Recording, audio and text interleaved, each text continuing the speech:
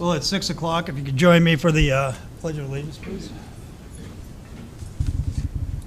I pledge allegiance to the flag of the United States of America and to the republic for which it stands, one nation, under God, indivisible, with liberty and justice for all. Well, thank you all for attending. We'll get through our business. The consent items, we have the regular meeting agenda or minutes. Chairman, I move that we approve the regular meeting minutes of January 6th. Second? All in favor? Aye. Opposed? Okay, action items. Voucher A, approval of $8,644.92. Voucher B, approval of $9,194.70. And voucher C, approval $87.98. So moved. Second? All in favor? Aye. Opposed? Commissioners report? Sure. January 6th, the court meeting. January 14th, the Oyster House meeting. Hi, Bonnie. And the 29th, the auditor exit. And the 30th, the Peninsula Regional Transportation Planning Organization. That's about it. Thanks. Had the regular court meeting and the state auditor exit interview. That was my month. I attended both the general and the audit exit interview, and then the executive director and I met with a representative of a camera company to see if we could get cameras out on our boat launches to do photo enforcement. We're still waiting for her review, but we think it went pretty well. Good deal. Security officers report?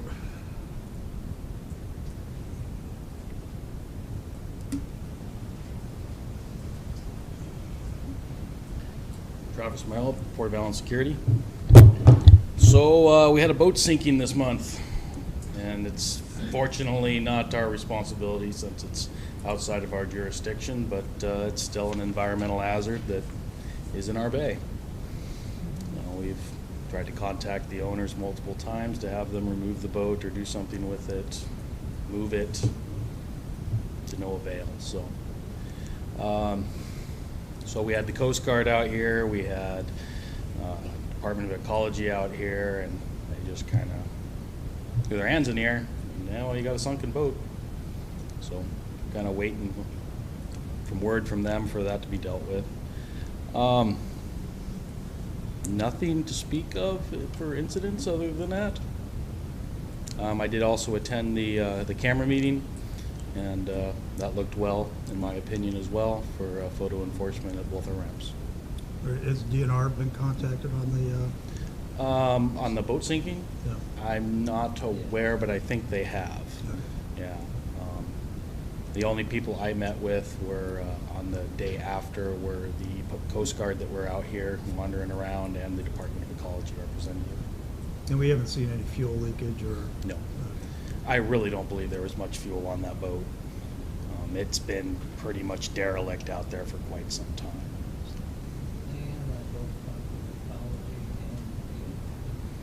Several times today. We've made,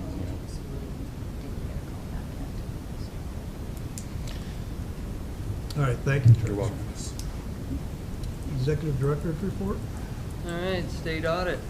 As you all mentioned, we had our exit conference with the state auditor on Thursday. She did say they want itemized receipts for credit card purchases, especially from restaurants. While I do review the reconciliation, she would like me to sign them as well. Other than those minor issues, we had a completely clean audit. Update to the comprehensive scheme. This is on the agenda for public hearing tonight, and another on and adoption next Monday, because it all needs to be sent to RCO by March 1st. I sent it to you early so you all would have time to review it prior to the hearings, but it's laid out and prioritized basically as you all said you wanted it at the October 25th retreat. Update to our policies and procedures. It's the best practice recommendation that we periodically review and update all our policies and procedures, which have not been done for about 3 years. This is a major undertaking, will require some time to put together a final draft for your approval. I'd like to present the draft at our October 5th regular meeting unless I get them done sooner, which, considering the other projects we have on our plate, I don't anticipate.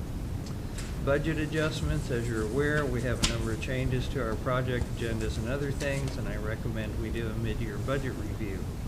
I'd originally proposed this for the May 4th meeting and finalize any adjustments at our June 1 meeting. I'd like to revise that date to review on June 1 and adopt changes at the July meeting. It's on the agenda for discussion as well. Meeting with state representatives. Myself and the lobbyists met with Representative McEwen and Senator Sheldon on January 16th to discuss additional funding requests for the Oyster House. They echoed what the lobbyists originally told us at the meeting we had with them. There isn't any money in the supplemental budget, but not to expect any. But the meeting was more about phase time with them than anything else. We also met with Representative Griffey on the 27th, and the story was the same. He did ask if we had any $10,000 projects, as he may be able to get that much for us. I told him we'd find something and submit it. Yarrick Community Utilities proposal, nothing new here. We submitted a loan application to the State Department of Health to purchase the Allyn water system and are still waiting on the loan application to be approved. Security issues. As you know, we've been discussing installing high-resolution wireless remote cameras here at the park, as well as the Hood Canal Boat Launch and Marina. We want a system that will transmit images from multiple cameras in multiple locations and store them in the cloud for any necessary law enforcement documentation. Commissioner Jackson and myself met with a potential vendor on the 15th, along with a representative from the Port of Grapeview who may be interested as well. What we're waiting on at this point is a bid. Electrical issue. We're having a problem with the installation of the electrical equipment for the transit moorage facility. The main breaker keeps tripping and there's no load on it. The electrical contractor was out here, couldn't find any definitive problem, as it appears to be intermittent. They have a guy who lives in Mason County, and he's going to stop here every day and try different circuits, hopefully be able to isolate it. If not, it may be a faulty main breaker or ground fault circuit interrupter. What they've got to do is basically narrow it down until they can trip the breaker. WPPA meeting schedules. Next up is the spring meeting, which is May 6th to 8th at Skamania Lodge. Bias Rally is February 17th through 20th in Spokane. Running out the small office, nothing new to report here. Totem pole issue. James Kelsey and I are still trying to find a date that works for both of us to do this. So, would you like me to do old business here? Sure. Okay. Oyster House. As you know, our current part of the project is to get the launch ramp removed and the pilings driven. We have a bid from Art Anderson for all the engineering, design work, and bid document preparation for this for $52,590. I included a copy of the bid in your meeting packet and put it on the agenda for approval. I've also asked them for a recommendation of a firm for the geotechnical report about the soils where the pilings need to be driven. The bid we got from Envirotech was $6,800 and requires test borings in the water. Talked to Bill Ray about that because I believe that cost is a little bit out of line. He agreed and offered to talk to Envirotech. Also have the name of 2 other potential companies to get bids from if that doesn't work. Once the design work is finished, we can proceed with the Army Corps of Engineers permit. Once we have that, we can begin the demolition. We have until the end of February to get that done, but obviously it's not going to happen. So we have to wait until July. But aside from getting these things all ready to roll, we're in a holding pattern until we get the design work done and the Army Corps permit. Sweetwater Park, we have the final paperwork for the transfer in hand. However, there are a couple of issues of concern that came up on the title report that need to be resolved before we close on this. One concerns water rights and another an old easement. I emailed a copy of the report to all of you on December 31st and outlined our concerns. I also sent a copy to Dana Rosenbach. Joe Brogan believes all these issues can either be resolved or insured for, and he recommended we move forward with preparing for closing. However, the easement issue may require a survey to find exactly where that easement is located. Question is, who will pay for that? Also, it's customary for the seller to pay for title insurance, but the North Mason School District is balking on that. If we have to insure against the title issues, we'll have to pay the difference. We would normally have to pay the difference between standard title policy and an enhanced one. That cost is estimated to be just shy of $800, so we're standing still until these issues are resolved.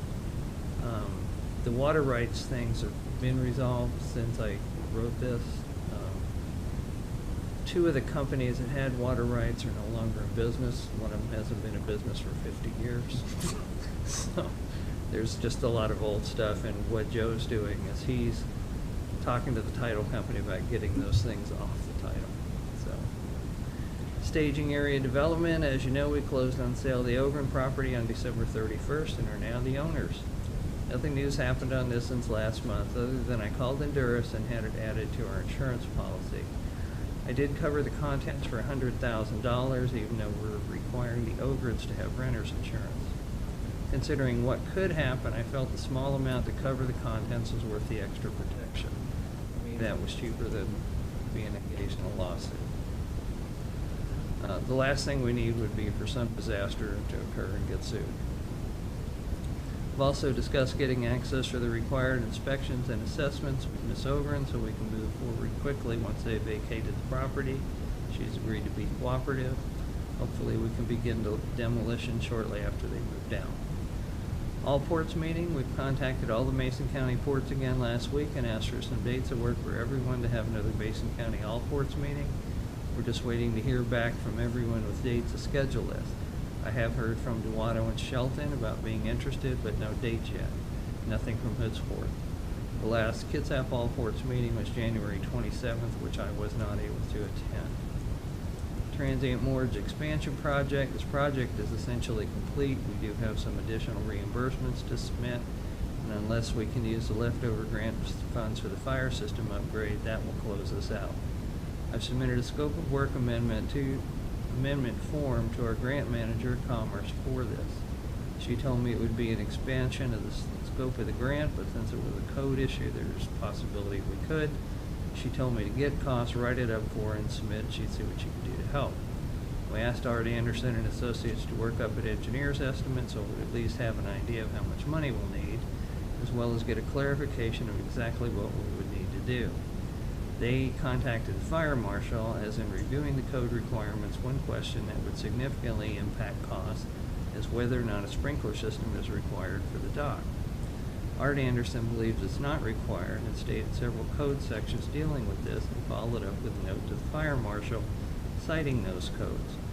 He said he would review them and get back in touch. What he did, I talked to them this morning, and they had finally heard from the fire inspector, and he says he will require sprinklers if we do anything else, and that would include increasing the fire flow to the dock itself. But they also said if they were gonna tap into the hydrant for fire flow, you know, if there was a fire down there, that there's more than enough pressure there to do that. So they weren't sure we really needed to do anything. Criminalization of marina rules, nothing new has happened, although Commissioner Jackson has a direction on how to proceed, but first we need to get the cameras in place. And that's my report. Thank you very much. I'd like to welcome Thera Black from PRTPO for a presentation. Thank you.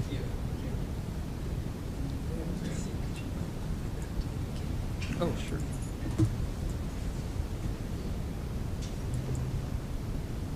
While we're getting this set up, I There you just go. want to let you all know that I'm here tonight at the invitation of the board to talk with you about Peninsula RTPO, and I'm excited to talk to you all, but I have to tell you, in light of what we do, to have this many people in the room as a captive audience, I'm really delighted to get to talk to some people who I think is really good stuff for you.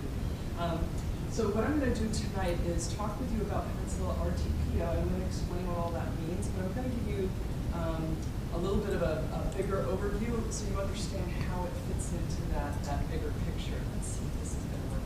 It's going to It is, and so what I'd like to do is start off by just giving a sense of what is the state framework that this happens within. RTPO is an acronym for Regional Transportation Planning Organization. And we're going to talk about regional and transportation planning and organization, all of that in there. And I'll just apologize to people for using acronyms, but once you say that whole phrase a few times, we can, like, the acronym makes a lot of sense. So RTPOs were created by the state as a part of that whole growth management process in 1990. It's under different legislation, but they came about at a time when the state was really worried about rapid growth, and that coordination between transportation and land use is really important to manage that, both in terms of having enough money to build a big enough infrastructure to accommodate all the growth, as well as growing in ways that transit and biking and walking are viable alternatives. So the state saw a role that created these RTPOs to help do a lot of coordination. So these are voluntary organizations. They don't have taxing authority. They're not going to come after your property. They don't build stuff like that. But what RTPOs do is they take a table like this and they bring all the members of the region around it, and then they collaborate and coordinate together on issues that they have in common. Now, there's 16 RTPOs in Washington State, and the one that we're here to talk about tonight is the Peninsula, so the Olympic and Kitsap Peninsulas. But as you see up here, you know, there are various sizes and all across the state. They're made up in different configurations. Some RTPOs are much larger than what the Peninsula region is. So anything that has a genuinely metropolitan population associated with it has a federal designation that comes along as well. And I'm telling you this just because they're very, very similar, metropolitan planning organizations and regional transportation planning organizations, but they have some different authorities and they have different funding capacities. But it can be a little bit confusing sometimes when you, is this an RTPO or an MPO? So I just wanted to point that out to you, that they're similar, but they're different. And just because we're going to talk just a little bit about these MPOs. I just wanted to point out that there are 12 of those in the state. So some RTPOs are also MPOs, but not all MPOs are an RTPO. And so there are 12 federally recognized metropolitan planning organizations. The one that is of most relevance to you here in this room tonight is the Puget Sound Regional Council, which is this very large mass area there. So PSRC, or Puget Sound Regional Council, has jurisdiction over a lot of stuff that happens in Kitsap County because of Kitsap being so close to Belfair and the North Mason County. Those are some things, just worth knowing about. But going back to our RTPO, what I want to really highlight here is that the region that we're talking about, Peninsula, is all of this, the Olympic Peninsula, plus this hatched area. This is Kitsap County, and this is Mason, Jefferson, and Allyn counties. It's a 4-county region, and we're going to come back and talk about that unusual hatching on Kitsap County here in just a second. The other thing that I wanted to share with you, so people go, oh, RTPOs, what do? You bring people around a table, and then what? And the intent behind them, when they were created by the legislature with that Growth Management Act legislation, was that there would be this coordination level between local and regional. And so the PRTPO, the RTPOs, they have certain requirements to develop long-range plans and to deal with some funding issues.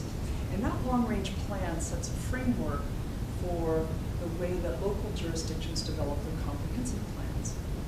And I know this is going to sound circular, but at the same time, that regional plan needs to be consistent. So it's not a top-down or even necessarily a bottom-up. It's the long-range plan influences the local plans, and then those local plans in turn influence the long-range plan. And that way we grow, I say, sort of like in harmony, if you would, over the years, because there is sort of a give and take. There's a big policy framework, but then there's the real-world nitty-gritty, down in the dirt details that come with land development and infrastructure building and all of that. And then that in turn influences the long-range vision. So it's so on the local end, the locals are developing comprehensive plans, and they're 6-year TIPs, and they're developing annual budgets. On the regional end, we're developing long-range plans, a regional tip, and a work program that guides the work. And they're all related. This stuff provides input up here. This, on the regional, provides input to the local. And then the state sort of plays this role in the middle that it ties it all together. So I won't go into the details of it other than to say there is this very iterative relationship between regional and local planning.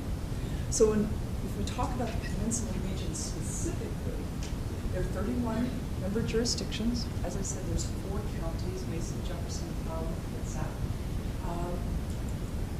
Kitsap. So the jurisdictions, the counties, the municipalities are members, as are the ports. We have 4 ports: the Port of Allyn, the Port of Shelton, the Port of Bremerton, and the Port of Port Angeles are also members. And that's really unusual to have 4 port districts as a member of a regional planning organization. The other thing that's really unique, I think, about this region is that we have 9 tribes, and I know for a fact that there is not another region in Washington State or the United States with 9 tribal members to it. And so as we think going forward about this regional program, if we can find those areas of coordination where there's a shared interest between our tribal partners and our local government partners, and we can bring that together, we can move mountains. Because if you can get 9 tribes to agree on something, and then that's also in harmony with what the local jurisdictions want to do, it creates a lot of clout in terms of funding opportunity or even shaping some policy. So we're really interested in that. In terms of just the quick history and sort of like why I'm here, PRTPO was created in 1990, as I said, part of that legislation.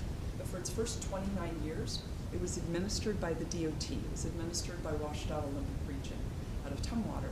And so for 29 years, PRTPO was basically administered by the state. It was the only one in the state that was done like that. No, everybody else was independent.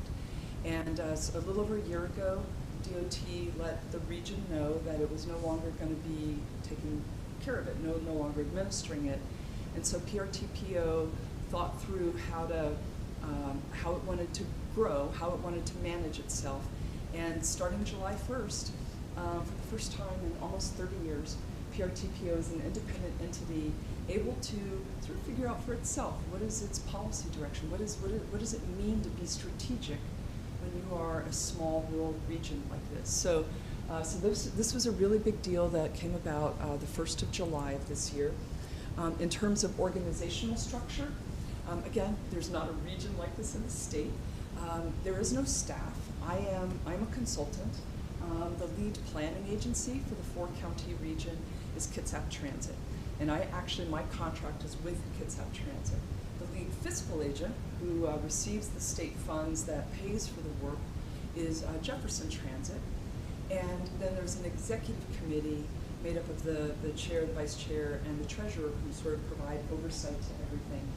And for me, when I see this, there's a part of me that goes like, that is a really crazy structure. But there's another part of me that says this is testament to the kind of deep-seated, long-running collaboration and partnerships that are evident in this region. I don't know of another region in the state that could have worked out this type of collaborative management, self-management arrangement that keeps their cost low. They only pay for me when I'm here. They don't have a full-time staff. So this is just a really unique structure and worth knowing, because if you go to look at our website, you'll see that it's hosted by Kitsap Transit. You might be going, wait, am I in the right place? You're in the right place.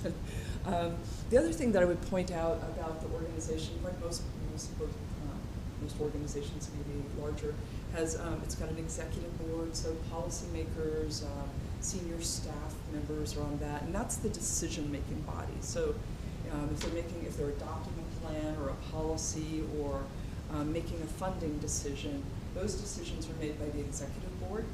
The Technical Advisory Committee, or TAC, makes recommendations to the board, and then that, like I said, that executive committee provides oversight.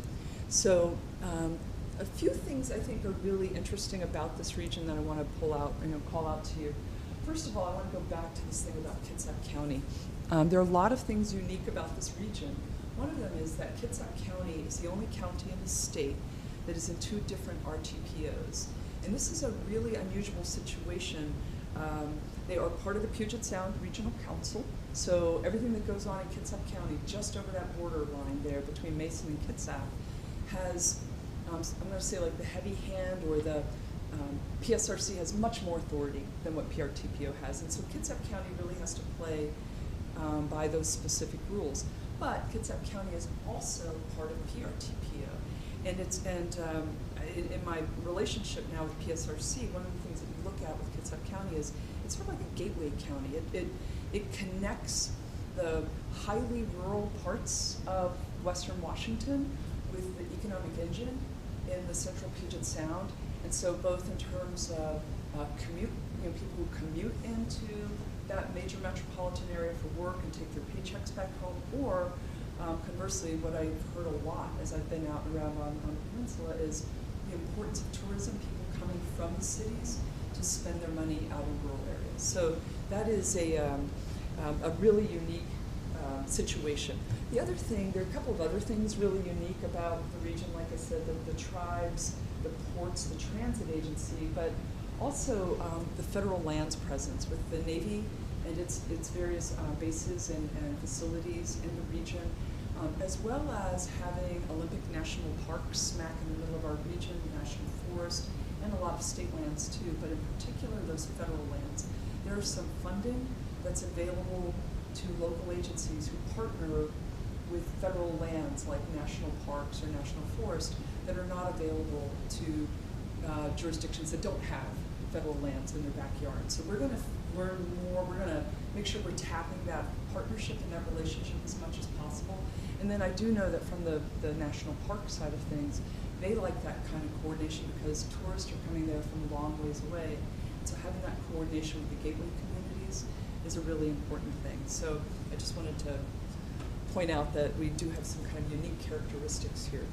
So when we think about responsibilities, I won't go into tons of detail here. Each one of these pops up in their own ways, but one of the things that RTPO is required to do is to maintain a 20-year planning horizon.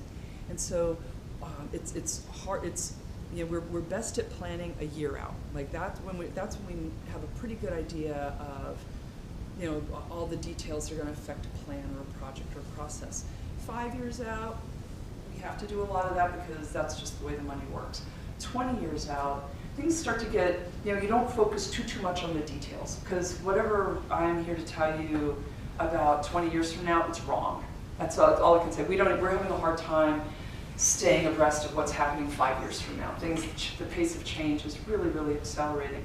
But despite that, it's really valuable to have a long-range plan so that all those individual local agencies, as I was saying earlier, that their plans are all sort of working together so that each jurisdiction can make its own independent decisions like it needs to, but as a regional community, we know that all is adding up to a common future or a common direction. So that's probably the thing you most often hear us talking about in long-range planning circles.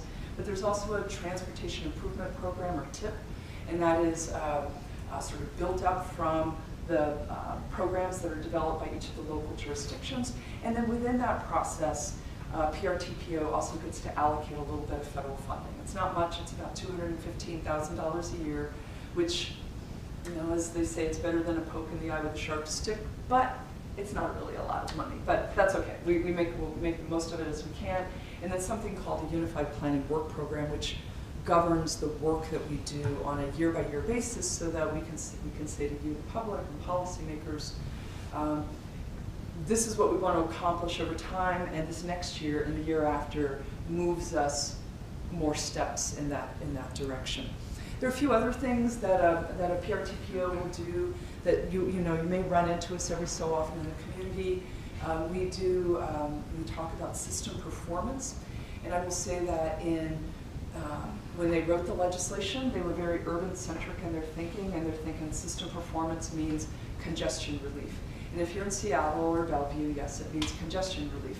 But system performance, when, say, like in Allyn, it might be lowering the speed limit, making sure the speed limit on SR3 through town is, that people adhere to that speed limit, that they're not speeding, because that is system performance. Can you walk, safely? Can you cross the street safely? Do you have a resilient system? Does Does the road wash out regularly?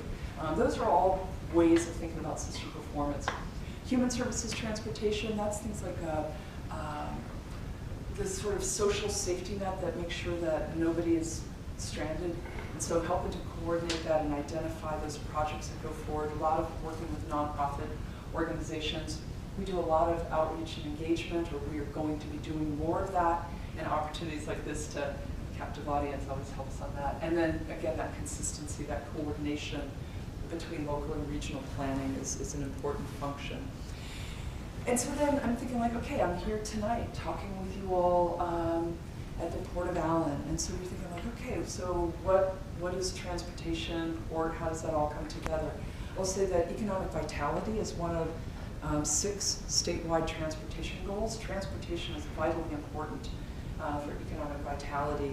And so I come tonight with that at the forefront of my thinking about port interest. And so we're talking everything freight access and, you know, how, again, does the system, does SR3 continually clog up in Belfair, or do we have an alternate route so that people have more than one way to get through, and that enhances reliability? It's how do you have, can your workforce get to your place of business if you are an employer, or as an employee, do you have travel options for where you're going to get to at work?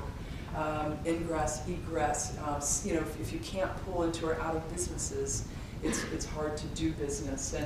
And I know that ports are in the business of attracting and retaining you know, new industries to come into town. And so, and then that's part of achieving this jobs housing balance, so that people don't have to travel long ways to go to work, that maybe we can have jobs and housing closer and grow the tax base that supports the services. So that's pretty much my quick high-level overview, and what I would love to do is answer any questions, and then also ask you as port commissioners, if you, how transportation, my learning curve is vertical right now. I'm still getting to know everybody, all the region's partners, and I would love to know how transportation might influence the decisions that you all make, and if you ever run into things where transportation ends up being a barrier or an inhibitor to what you want to do. So that's the end of my presentation. I'd happily entertain questions, but I'd also love to pick your brain a little bit on that. Well, I think transportation influences people's lives because we don't want to leave town at between 5 and 7 p.m. So we don't want to get stuck in traffic. And is it about a 2-hour window through here? And I don't know what was going on last Friday, but it was backed up past, I had to leave town, but it was backed up past the airport. Just could have been Friday traffic. So that new corridor coming in is, you think it's going to help relieve that? We're hopeful. Hopeful. Okay. Yeah. We'll see. Yeah. It also affects, for the port, where we want to grow, what infrastructure we want to build. A lot of the places that we're looking up is up at the north end of Belfair. Yeah. And is it really, can we really justify building someplace that we want to employ people, or people need to go when they're fighting traffic for a 4-mile drive that takes them 15, 20 minutes to get there? Hopefully the freight corridor does something to improve that, but so for a port, the decision making, because right now going through Belfair at certain times is unrealistic. So. And does that, have you run into issues where you wanted to, maybe you had somebody on the line, somebody who was thinking about locating in Belfair, but the traffic became an issue and they just said, not till you get this straightened out? Is that, have you run into that yet? That it's I haven't heard that firsthand. Okay, Maybe good. Judy or each of you that have been on the port for a while.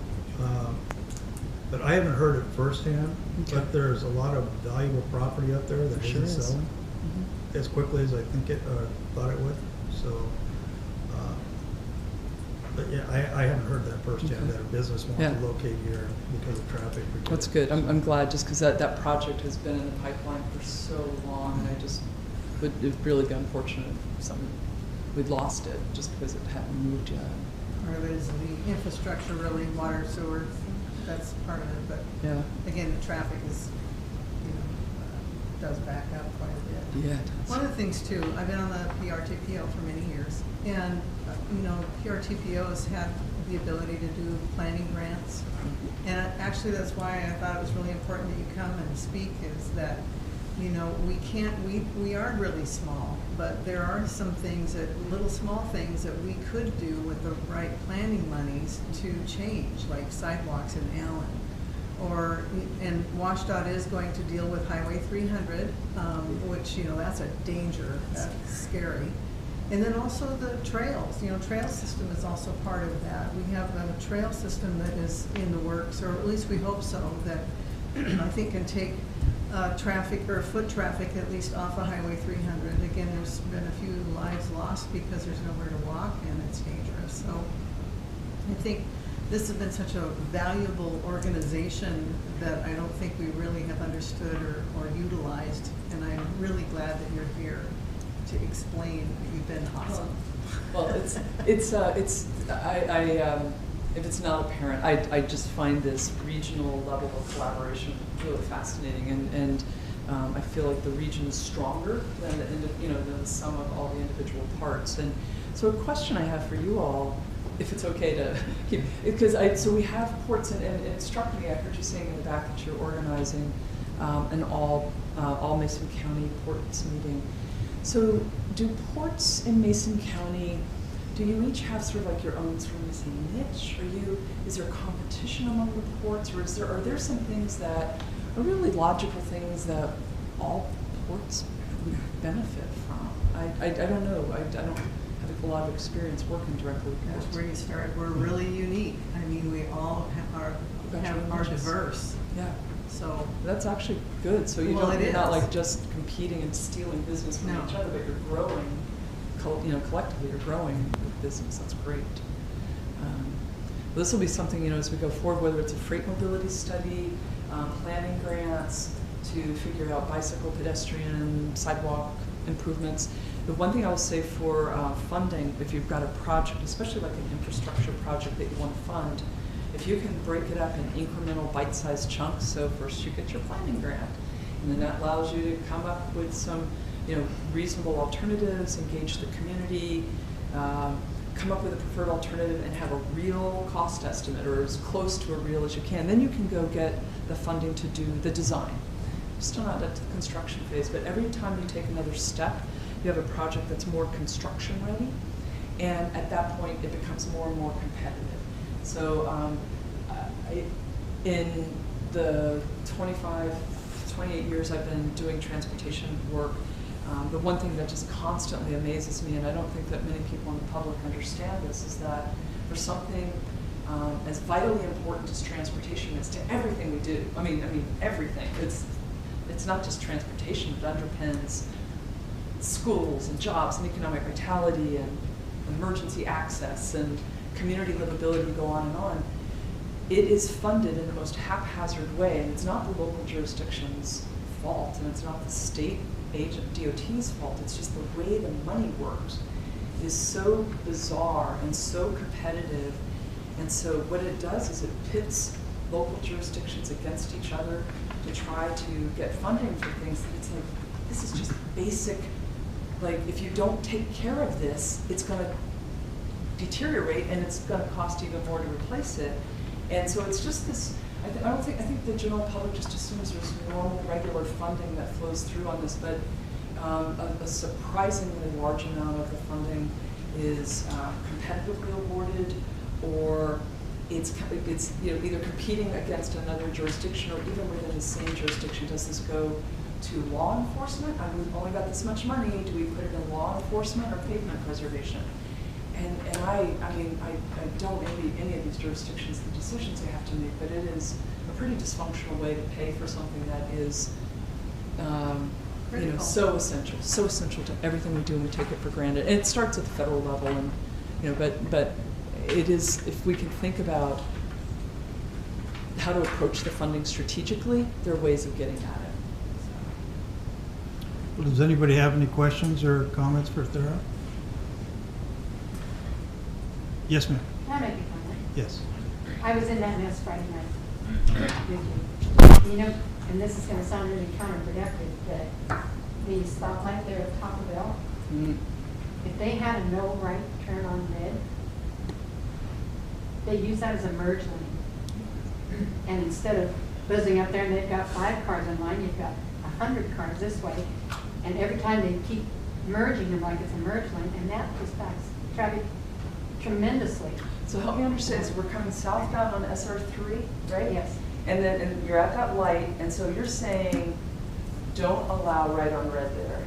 Correct. I had a truck almost run over me, and I just would not give because I had green light.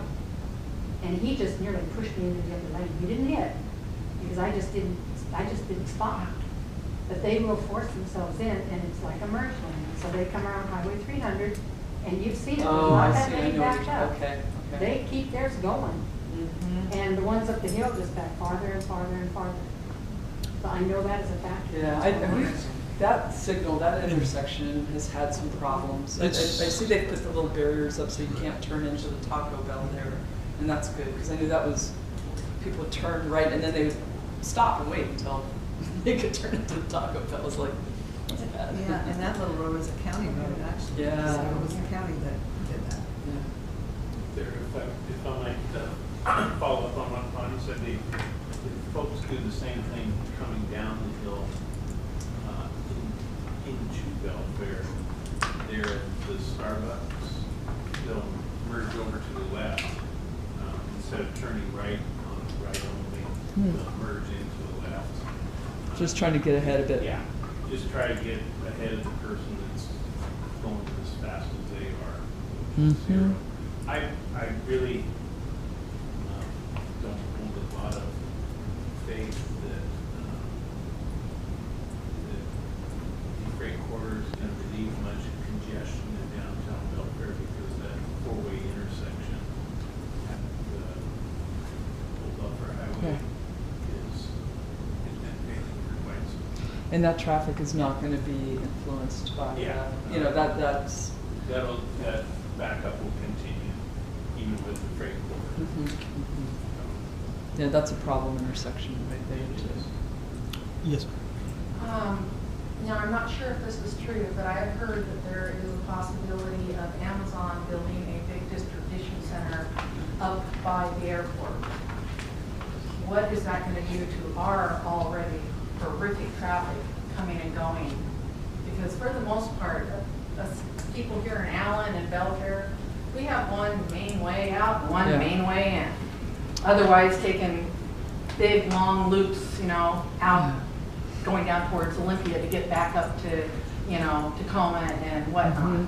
So if it's true that something like that is going to be built, I don't even know if the freight corridor would help that, because that's going to bring a lot of jobs and a lot more traffic.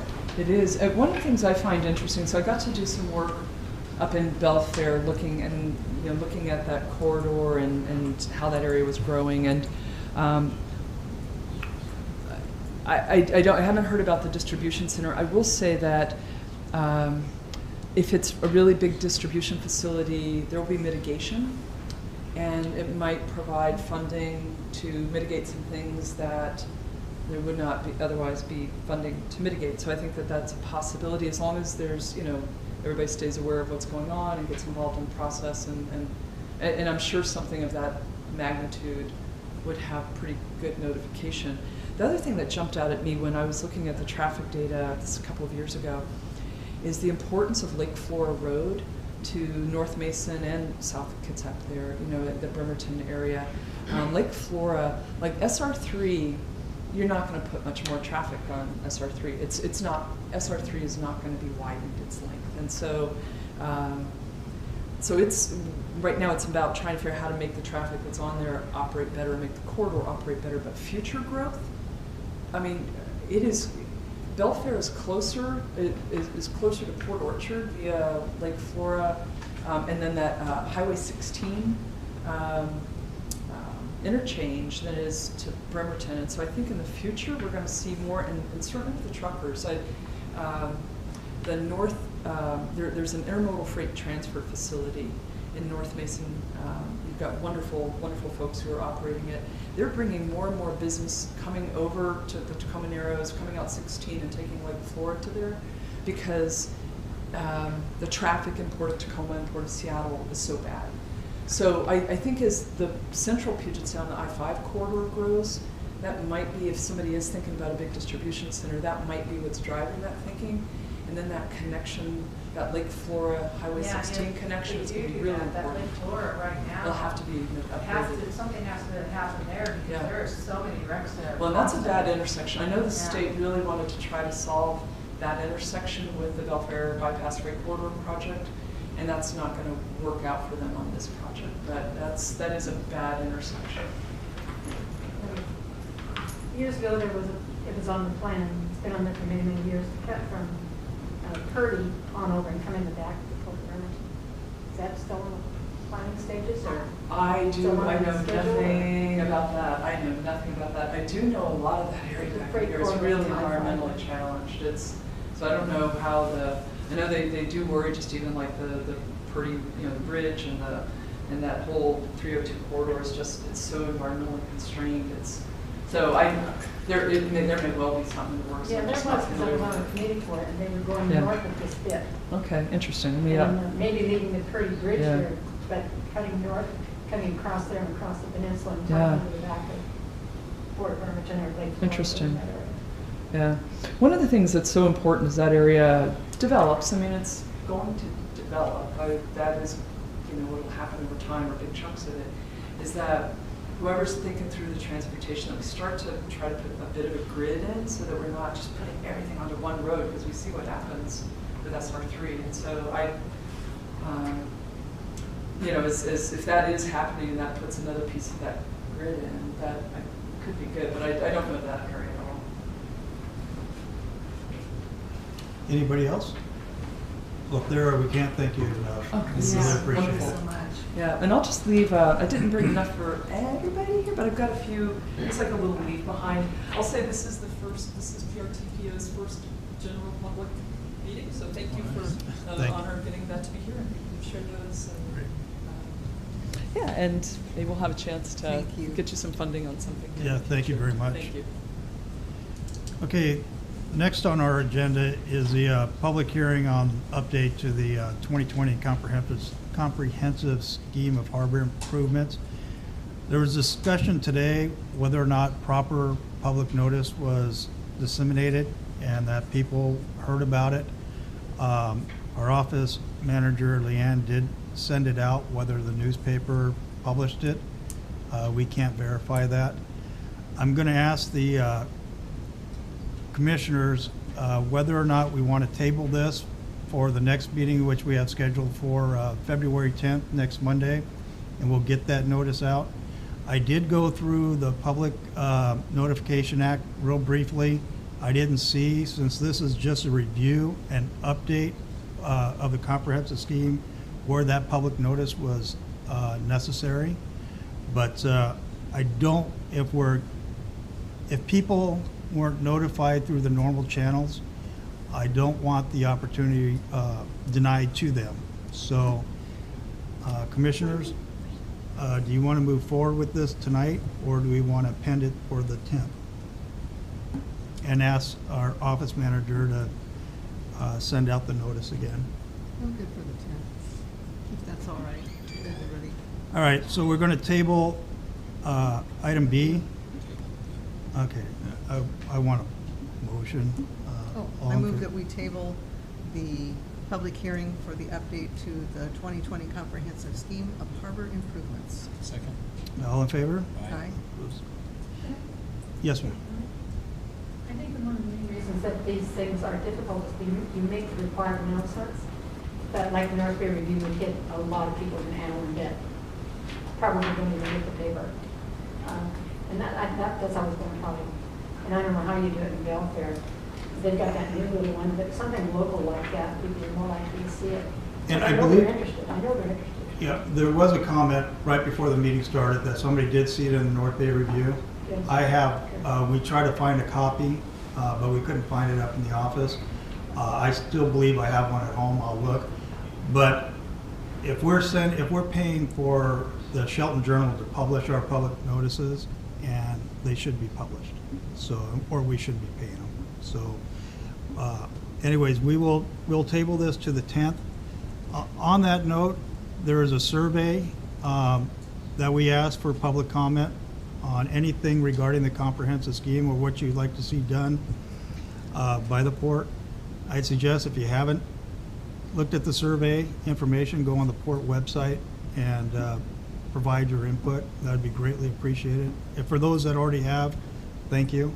So, Yeah, there's a button on the website that takes you directly to the survey. So just to let everybody know, we'll be going over the comprehensive scheme on the 10th, next Monday at 6 o'clock. We'll start. Will that be our only public hearing?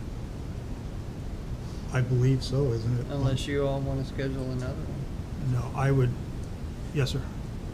Just wanted to ask, Commissioner, I got a copy of the comprehensive plan this morning and looked through it. And I have several questions. And when you do have the public hearing, would you give a overview and take questions before you actually have the public hearing portion? Absolutely. The executive director has a PowerPoint ready to go. And would it be possible to have a copy of the survey results? They haven't been tabulated yet. I looked at the results on Friday, and they're kind of a mixed bag, but for the most part, there was only 5 questions in the survey. How do you feel about each project, and would you put it in your priority order? Most of them were either in the priority order that we have them, or they moved 1 or 2 up or down. That was it. There was only one that suggested deleting one project. And the questions on how do we fund things, they were almost unanimous about don't raise our taxes, go find grants, and, state money. So, Okay. but I haven't officially tabulated all of the stuff. I've been out the last few days. Sure, I understand. I think it'd be beneficial if the public could see what those results were. Well, we did that the last time. I mean, I had intended to do it. Okay. So I just wasn't able to do it Yeah. for this meeting. Thank you. All right. Item C, discussion of update to policies and procedures. Yeah, I just wanted to be sure you all wanted to go forward with that. We talked about it, but there was never a definitive decision. If you do, I'm on it. If you want to wait, I'm out. So, Yeah, we have enough. I believe we should as well. Yep. All right. Request for a date change for the mid-year review and update to the 2020 budget. Right. I just would like to move it back a month. We originally were going to have it for the review in May and make a decision in June. I'd like to have the review in June to where we've got a full 6 month in and do it, approve it at the July meeting. I'm good with that. And we'll have a better handle on, what we're spending money on and what we're not just left. Yeah, I agree with those dates. And have we heard anything on the timber tax? No. Okay. Yeah, just for the audience's gratification here. In 2018, we got $77,000 in timber tax, and in 2019, we got 0. So, kind of wondering why. What we're being told is it depends on the amount of timber that's been cut, and who gets what chunks of it, and we're not at the top of the priority list for that money. So, we're about in the middle somewhere. All right, then we go down to approval to $52,590 contract with Art Anderson and Associates regarding the Oyster House engineering. Yeah, that's for the engineering and design of the platform that the house is going to sit on, or what pilings have to be driven, where they have to be driven, and design for everything and preparation of bid documents. Need a motion? Yes, that needs a motion. Okay, I move that we accept the contract of $52,590 with Art Anderson and Associates. Second that. All in favor? Aye. Aye. All right. We'll open it up to public comment. Yes, sir. Come on. Probably go to- It'd be, since it's being recorded and the mic's up there, that'd be great. My name is Barry Betzinger. I met Ted just a few days ago in the barber shop. That was nice. But we just moved very close here from Lakeland Village, and we've known of this problem for years. It probably has come up, but I want to reiterate it and what we've experienced. First of all, I want to congratulate the port on the great upgrades that you've done to the dock and the upgrades that you're going to do for the new parking area and things like that. I mean, that's really super. I really like to see that. And the other things you're doing, I'm sure are, benefiting the community as well as others. And the Oyster House, it'll get placed eventually, and we hope there's going to be a lot of visitors there. The problem that I'm going to talk about is exiting Drum Street onto Highway 3, and not only during the summertime, but if you're going either right or left, with the parking the way it is along Highway 3 in front of the little church all the way back to probably that little coffee stand across from the gas station, you cannot see what's coming.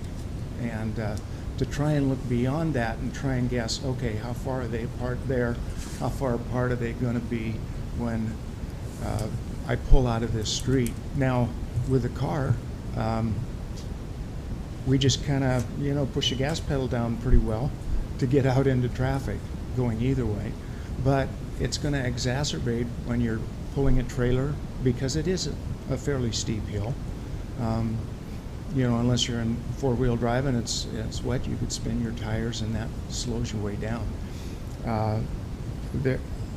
It's just been a problem seeing in that direction, even for good eyes, I'm sure. You just can't feel safe when you're pulling out. So one of the things, and I wish Thera were still here, because it kind of goes along with the planning that I know that she's doing. But she talked about speed limit, or Judy talked about speed limit and sidewalks. That's a possibility to combine the two things to make it safer to pull out. The reduction in speed limit, of course, would hinder flow through Allyn if we were to drop it to 25 miles an hour. But in 25 miles an hour, if you pull out in front of somebody because you can't see somebody coming, it allows them much more opportunity to stop or come to a very slow speed. And I'm not an opponent of low speed limits by any means, but I think it's a safety risk that you ought to consider. So that's just my comment. Thank you very much. I will completely agree with you. For somebody who uses that on a daily basis is a very dangerous spot at times. I've actually opted to go to Tawana and launch over there because we can't get everybody out of here. But I think our trailer's so long, we have to swing into the other lane, whichever way you go. Yeah. Crossing traffic, so it's hard to use it. Mike? Ditto, you go, go flying out there. Following up on that, actually, there's a lot going on up by Wheelwright Street here in Allyn, and there's a lot of talk about a roundabout here, oval about, I think they called it. And I think Larry has been involved in those meetings, but I think it's the port. Port should really be involved. I don't know how much you are so far. but like Larry said, there's 9 houses going in up, right directly up, and then another 15 are asking for water on the other side. That affects transportation. Judy and I went down to the county one time. We had them measuring that one little section that wasn't open, and they talked then about opening it up. It was a very minor matter to open it up. So I'm hoping that the port is encouraging them to do that so that there'll be appropriate roads and stuff people can get around in Allyn. Because this corner down here is extremely dangerous. If any of you tried to turn there, you slow down to turn, and about the time you slow down, somebody comes barreling behind you. And I've had missed a few. Anyway, the other part is Sergeant Building. Sorry, I didn't report last month. We have 1 signature left, and it's amazing how long state contracts take. We got the $40,000 committed from Olympia Oyster. We committed clear back in December, but we still need 1 more signature before we can actually sign the state contract, which is, it's just maddening. But we have all of our ducks lined up now. I'm meeting with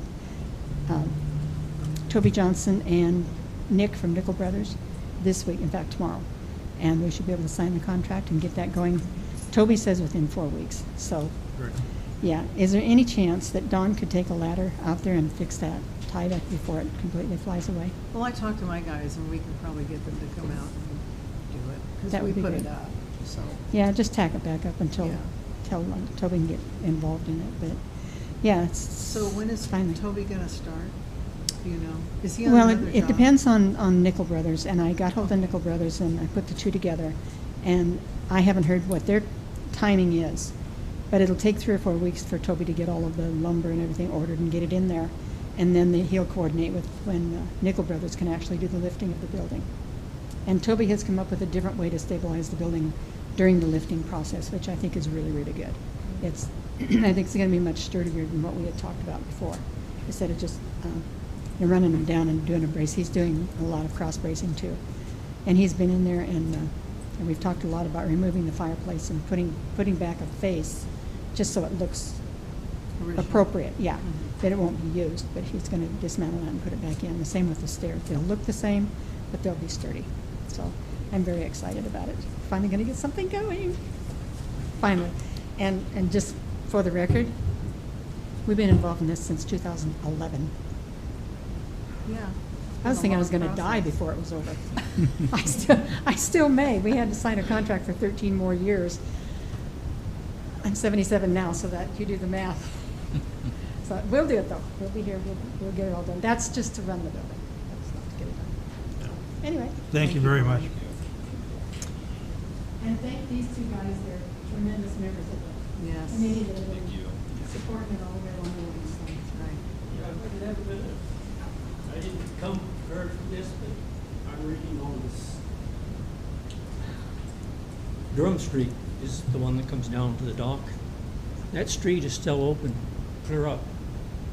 It would be fairly easily matter to bring it down to Highway 3 from the west side. There's some sort of control light, street light, stop light, whatever. And you could have a lot more traffic control in town. And the port's in a position to spark that because you're a primary occupant of Drum Street. So far as my research shows so far, that whole right of way is still open, as opposed to many other streets in Allyn that have been picked apart over the years. That one's still there. Thank you. Is there anybody else? Yes, sir.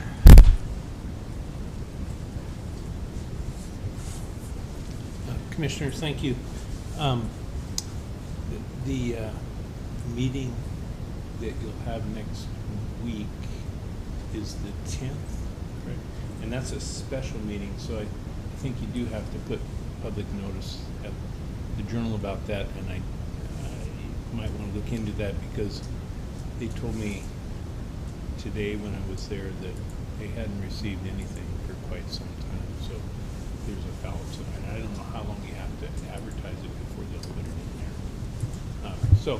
But the main reason I was down in Shelton today was I was over at a county commissioner briefing, and Mr. Carrie was there. And they were talking about planned action environmental impact statement for the Belfair UGA. And part of that is updating the sub-area plan, something that I've been asking for a long time. It was adopted in 2004. The Port of Allyn and Mrs. Knight were heavily involved in that, as well as myself and quite a few other community members. So I was really quite surprised to hear about it. But an EIS is a rather substantial thing, and I've noticed that several of the projects on your comprehensive plan are in that Belfair urban growth area. So I'd just suggest that you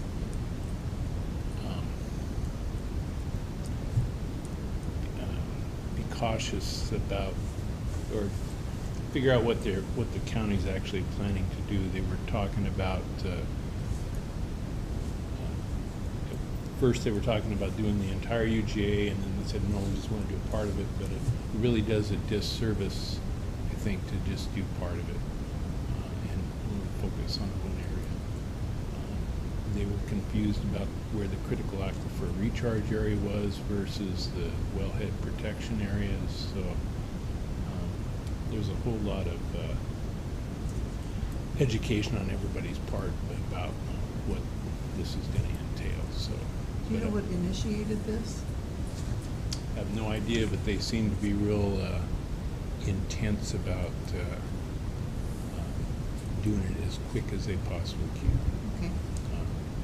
But I know that their staff told them that it could be as much as, it takes a while to scope for a EIS. It could be 18 months, 2 years. So anyway, I just wanted to let you know about that. They're having another briefing next Monday, and then it's on the consent agenda to initiate the progress on Tuesday of next week. So just wanted to let you know. Yes. Just a point of comment on that. I've had contact with planning for quite a few months on a certain issue. And she basically told me several months ago that they were going to look at both the Belfair and Allyn UGA for problems and try and get things straightened out a little bit better, but that they needed to start on Belfair first because it was worse than what Allyn UGA is in terms of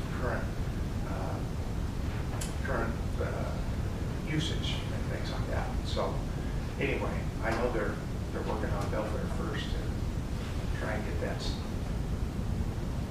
straightened out. Does that mean they're gonna update the Allyn comprehensive plan? Someday, after Belfair. Okay.